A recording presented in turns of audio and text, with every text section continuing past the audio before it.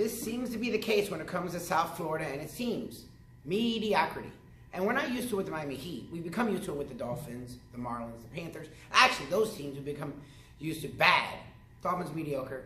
The Heat have been good to great. They won us titles, they've been to finals, and they've always contended. Right now, they're in the land of mediocrity.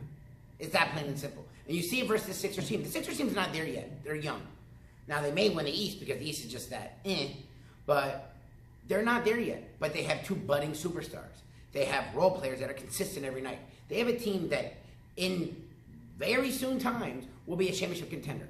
The Miami Heat are not that. The Miami Heat have a lot of That's the Miami Heat. James Johnson, Jordan Dragic, Dwayne Wade at this point of his career, Hassan Whiteside, Tyler Johnson, bad. That's what the Miami Heat are. Josh Richardson, They have a lot of and can get you to the playoffs, and can get you a win in the playoffs. But will not win you a playoff series.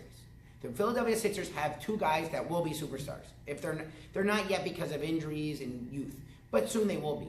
And then they have Dario Saric, who comes every night and gives you something.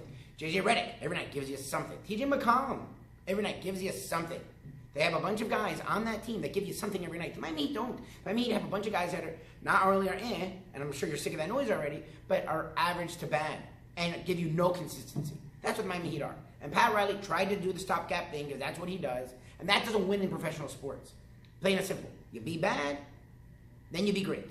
That's it. There's no middle. And Pat Riley tried to be middle because he can get the free agents. Not anymore. What you need to do is junk the whole thing, start over, do the tank thing. We can make fun of the tank, but the tank thing's working.